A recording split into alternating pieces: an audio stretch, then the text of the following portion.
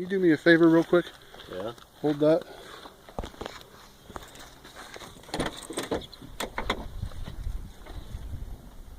All right.